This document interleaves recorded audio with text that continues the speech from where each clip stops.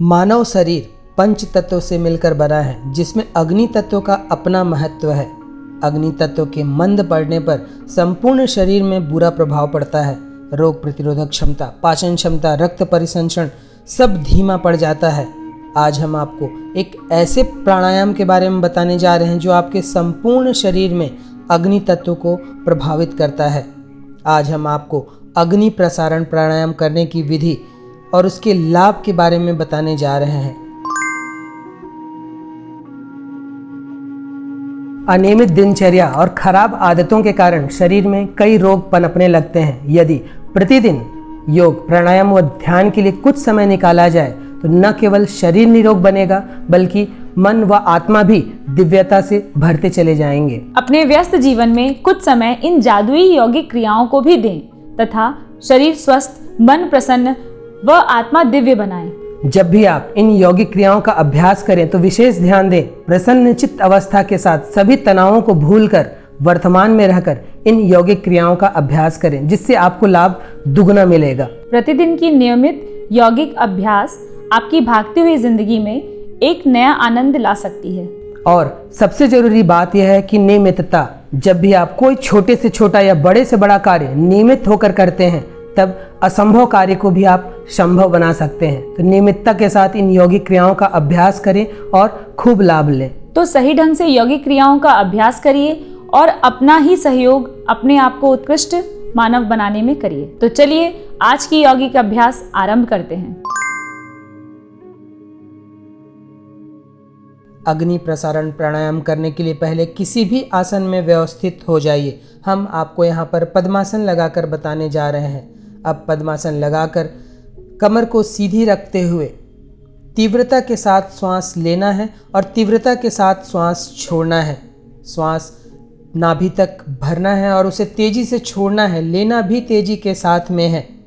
इस प्राणायाम को इतनी तेजी के साथ करना है कि संपूर्ण शरीर में एक नई गर्माहट उत्पन्न हो जाती है। इस प्राणायाम को करने का सही प्रमाण यही है कि शीत ऋतु में या शीतल स्थान पर भी इस प्राणायाम को किया जाए तो शरीर से पसीना आने लगता है। तीव्रता के साथ श्वास लेना है और छोड़ना है और उस श्वास को नाभि तक पहुंचाना है। केवल इस प्राणायाम का अभ्यास कर रहे हैं तो इसे 7 से 10 मिनट तक करें। अन्य प्राणायाम के साथ इसे 2 से 3 मिनट करना पर्याप्त होगा। जिन लोगों को ध्यान लगाना आता है वे आज्ञा चक्र पर अपना ध्यान लगाएं तथा जिन्हें ध्यान लगाना नहीं आता वे अपने ध्यान को दोनों भौं के बीच में या फिर नासिका के अग्रभाग पर रखें। इस प्राणायाम को करने के लिए पद्मासन, अर्ध पद्मासन, सिद्धासन, स्वस्तिकासन, वज्रासन या सुखासन किसी भी आसन में व्यवस्थित हुआ जा सकता है। ध्यान बस आपको यह देना है कि आपकी कमर सीधी रहे। शारीरिक रूप से असक्षम लोग जो सुखासन पर भी ना बैठ पाएं वे बिना हत्थे की कुर्सी पर इस तरह कमर सीधी रखते हुए भी इस प्राणायाम का अभ्यास कर सकते हैं। हस्त मुद्रा ध्यान मुद्रा या ज्ञान मुद्रा पर रहेगी, इसका आपको ध्यान देना है।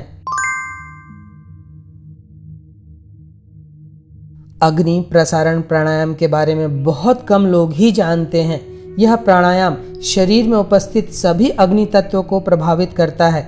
फलस्वरूप अभ्यासी ऊर्जावान बनता है, जठराग्नि प्रबल होती है जिससे भूख खुलकर लगती है तथा पाचन क्षमता आश्चर्यजनक रूप से बढ़ती है। शरीर की चर्बी कम होती है तथा मोटापा दूर करने में सहायता मिलती है। फेफड़ों का विशेष व्यायाम होता है जिससे उसके सभी प्रकोष्ठ खुलते हैं। इस कारण शरीर में ऑक्सीजन का स्तर बढ़ता है। रक्त परिसंचरण संपूर्ण शरीर में सुधरता है तथा रोग प्रतिरोधक क्षमता भी आश्चर्यजनक रूप से बढ़ती है। पुराने से पुराने कब्ज को दूर किया जा सकता है। इस प्राणायाम के अभ्यास से मानसिक शक्ति व आध्यात्मिक शक्ति में वृद्धि लाई जा सकती है। इसके नियमित अभ्यास से अभ्यासी में अच्छे हार्मोन्स का निर्माण होता है जिससे मन प्रसन्न व स्वभाव शांत बनता है। सभी मानसिक रोग जैसे तनाव, अवसाद, चिंता, निराशा, क्रोध आदि के इलाज में लाभदायक प्राणायाम है।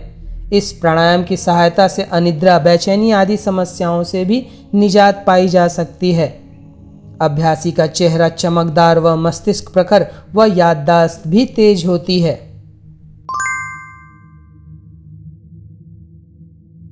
भस्त्रिका प्राणायाम तथा अग्नि प्रसारण प्राणायाम दिखने में एक जैसे प्राणायाम है, बस इसमें विशेष अंतर यह है कि भस्त्रिका प्राणायाम में श्वास छाती तक ही ले जाती है और धौंकनी के समान उसे लिया और छोड़ा जाता है, जबकि अग्नि प्रसारण प्राणायाम में लंबी और गहरी श्वास नाभि तक श्वास ली जाती है और उसे तेजी के साथ छोड़ी जाती है।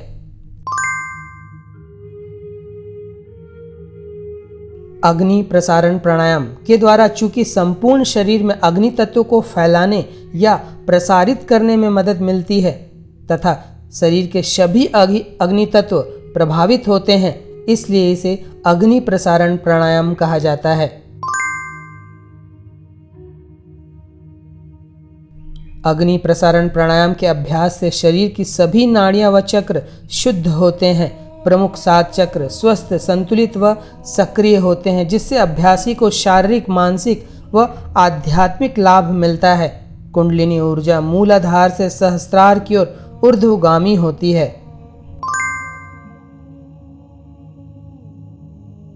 अस्थमा या किसी भी प्रकार के श्वसन रोगी इस प्राणायाम का अभ्यास न करें।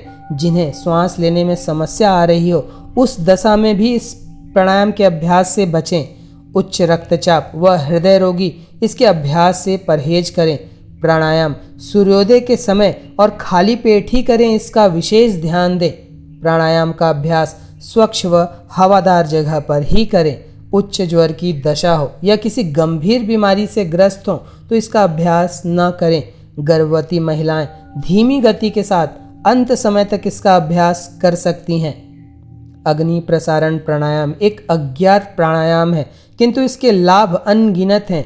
इसका नियमित अभ्यास अभ्यासी को न केवल निरोग व युवा बनाता है, बल्कि यह दिव्यता को उपलब्ध होकर ओजस्वी बनता है। तो यह था अग्नि प्रसारण प्राणायाम करने की विधि, इसके लाभ तथा इसे करने में बरती जाने वाली सावधानियां।